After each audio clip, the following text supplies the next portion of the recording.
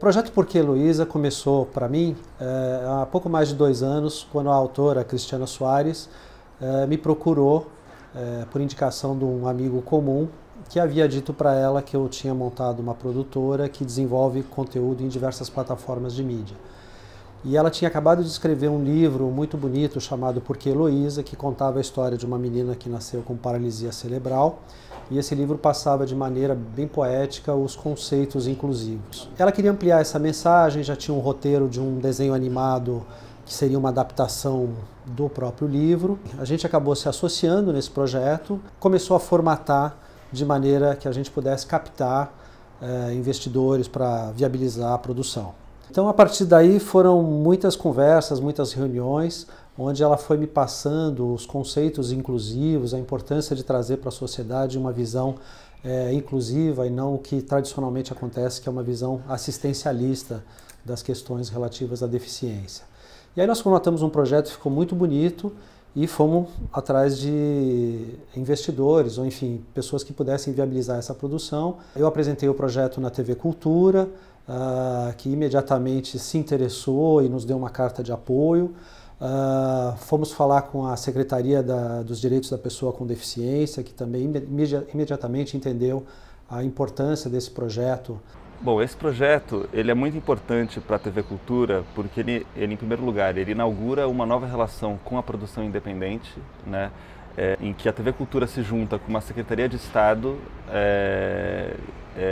com uma empresa produtora e com uma autora para tratar de um assunto que é muito difícil e muito caro à TV Cultura, porque envolve muito preconceito, muita dificuldade de se falar dele, e com esse arranjo a gente encontrou a ambiência ideal para a gente se aproximar desse assunto tão difícil, né? Dentro de uma visão de transmídia, que é o que a gente gosta de fazer, a gente quebrou o raciocínio de simplesmente adaptar o livro para um desenho animado e fomos contar uma nova história. Então a Cristiana começou a maturar um raciocínio onde ela contaria a história da Heloísa, não repetindo o que acontecia no livro, mas começando a partir da hora em que o livro acaba, que é quando ela vai para a escola. Eles me chamaram para escrever isso junto com ela, para transformar a história dela num roteiro. A gente precisava de uma história e o livro ele pincelava coisas da vida da Heloísa. Então o que aconteceu foi que eu me encontrei com a Cris muitas vezes para ouvir as histórias dela, as histórias da filha dela.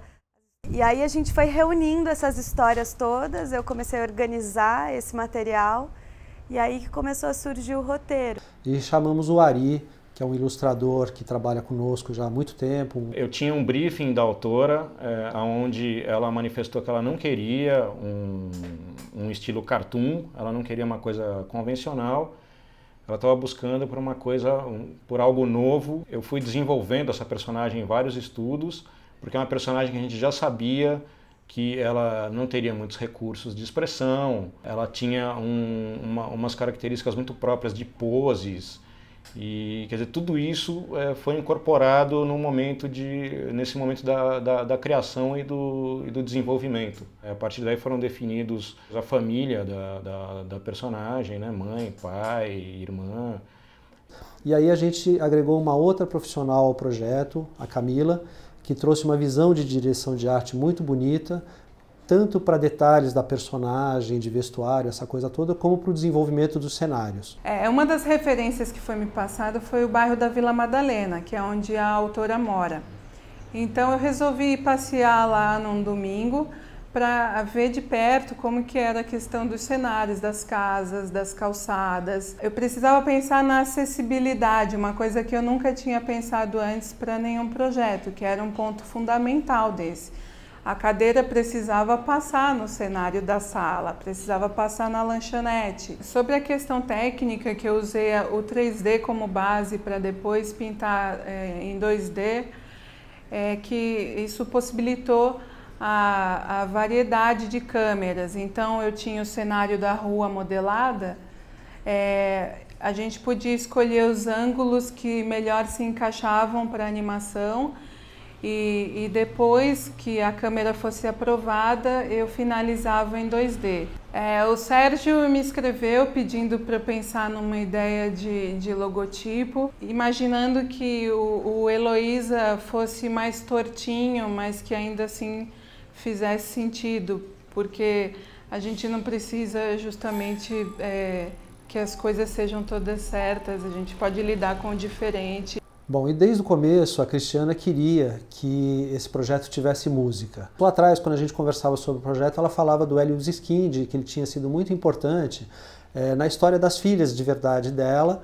Ela não queria que o filme se transformasse numa explicação sobre um problema. Ela queria que o filme pudesse trazer assim, um convite ao contato. E eu fui vendo que um caminho bacana era a trilha piscar com o olhar da menina. Então a gente vai dando algumas pinceladas, umas perguntinhas cantadas aqui e ali, como se fosse colocar do lado de fora perguntas que estariam acontecendo na cabeça das crianças do lado de dentro. Como num baile, que as pessoas estão num mesmo salão, dançando uma música e cada um dançando do seu jeito. É um trabalho muito imantado pela teimosia, entre aspas, da Cristiana, que durante anos teve que contrariar a opinião dos outros e fazer do jeito dela até concordarem com ela. O desenho tem um pouco essa força, assim, de quem, vai empurrando aí, né? Então ele é combativo também, mesmo que sereno, né? Então aí a gente efetivamente arregaçou as mangas para iniciar o processo de produção e escalar um time de animadores para uma produção que dura aproximadamente 6, 7 meses, até mais complexo do que escalar uma seleção brasileira de futebol. Meu trabalho nesse projeto foi trabalhar como braço direito do produtor executivo. Então a gente procurou as pessoas, os animadores que sobretudo eram bons interpretadores de história. A gente tem uma preocupação grande de não estar trabalhando com uma equipe que só movimenta coisas, né? O meu trabalho é quase em serviço do diretor da animação, no sentido de deixar ele satisfeito, dar a ele condições de estar podendo contar essa história, né? Durante esses 4, 5 meses eu cuidei da parte de fluxograma da animação. Nós temos animadores no Rio de Janeiro, em Porto Alegre, aqui no interior de São Paulo, em Atibaia, e um aqui em São Paulo. Receber todo este material para aprovação demandava uma certa organização que a gente foi entendendo no processo como organizar isso e não perder a ordem. Se a gente estava animando rápido demais, se estava demorando um pouco mais para receber esse material.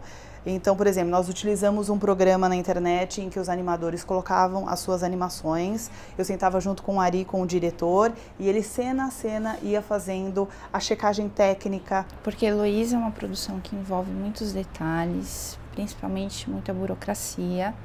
E existem, assim, muitos contratos, muitas sessões de direitos, cronograma de recebimento, de pagamento. O artista não gosta muito de burocracia, então a gente fica meio que com a parte chata da coisa. É uma produção complexa, porque é um desenho de 11 minutos que tem mais de 200 cenas, mais de 80 cenários. A equipe elencada para esse filme conta com grandes nomes da animação brasileira, animadores muito experientes que trabalham dentro dessa técnica de animação clássica.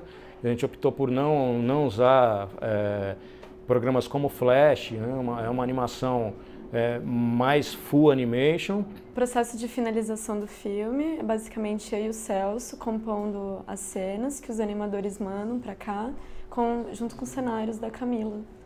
A gente vai colocando cada pedacinho do filme um do lado do outro, vai costurando até formar uns minutos de Heloísa. Eu fiz o storyboard, né? A gente começou a criar o storyboard e logo no começo a gente percebeu que tinha que ter uma animação especial para a Heloísa. Não era uma coisa à toa, assim, ela tinha que cativar as pessoas para passar a mensagem dela, né? A gente teve que pensar mais no facial dela, né? Como que ela se comunica com as pessoas, qual é o gesto. E aí adaptar isso também para o estilo da animação. E foi legal porque, como eu venho do cartoon também, a minha animação é muito mais borrachuda, né? Aquela coisa de esticar, amassar bastante. Eu tive que me adaptar a isso. Eu tenho uma equipe de 5 pessoas, né? Onde 2 pessoas fazem o clean-up e 3 fazem a parte de colorização. A gente teve assim um cuidado para definir um traço para o filme que fosse um traço mais artístico, que não ficasse muito digital. Esse traço acabou ficando muito bacana com o cenário 3D. Está sendo uma loucura fazer a coordenação dessa equipe toda, maravilhosa, mas tivemos grandes percalços no meio do processo. Até que a gente conseguiu colocar a equipe no eixo. É um projeto único na minha vida, acho que é o primeiro desse tipo que eu faço e está sendo um grande orgulho mesmo. Então fizemos, eu e a autora, uma pesquisa envolvendo algumas escolas, algumas diretorias de ensino e fomos identificando aonde que a gente conseguiria retratar de uma maneira mais abrangente enfim, como está acontecendo o processo inclusivo de fato hoje no Brasil. Convidamos o Marco Delfiol, que é um documentarista excelente. Isso tem mais de um ano, foi começo de 2010.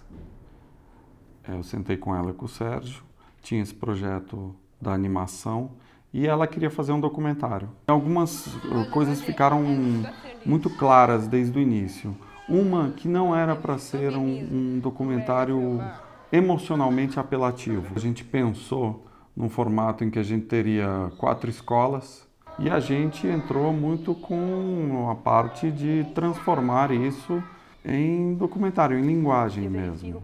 Eu acho que o documentário ele serve como disparador de conversas, de debates sobre educação. Com esse objetivo inclusivo, ele teria que ser necessariamente totalmente inclusivo também. Então a gente produziu todo o material com audiodescrição e Libras, que é a linguagem por sinais, para que fosse acessível para qualquer audiência. Tivemos essa ideia de usar uma criança cuja primeira língua, né, a língua materna é a Libras. No caso, filhos de surdos que usam a Libras em casa, né? E no final de tudo a gente voltou ao ponto de partida. A gente está reeditando o livro no formato de audiodescrição. A própria Cristiana Soares fez a leitura do livro. No começo da gravação a gente só ficou interagindo com a voz da autora. Depois do resultado todo gravado vem uma segunda parte, que é a parte da trilha. É o que vai dar o colorido. No dia em que Heloísa nasceu, as horas perderam o tempo.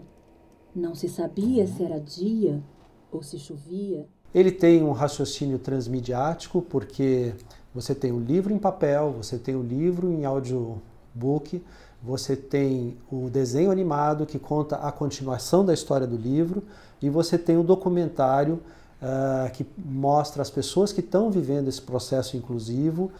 E aí eu gostaria de deixar registrado um agradecimento à Cristiana Soares, que teve a generosidade de partilhar comigo esse projeto. Quando eu montei a Conteúdos Diversos, a minha intenção era contar histórias que fossem relevantes, que provocassem reflexões nas pessoas através de entretenimento. E o Porquê Heloísa, para mim, é assim, a coroação da minha proposta como produtora, porque ela é uma história extremamente relevante, extremamente contemporânea, contada de uma maneira belíssima, e que eu tenho certeza que vai fazer muitas pessoas refletirem e se entreterem com essa mensagem.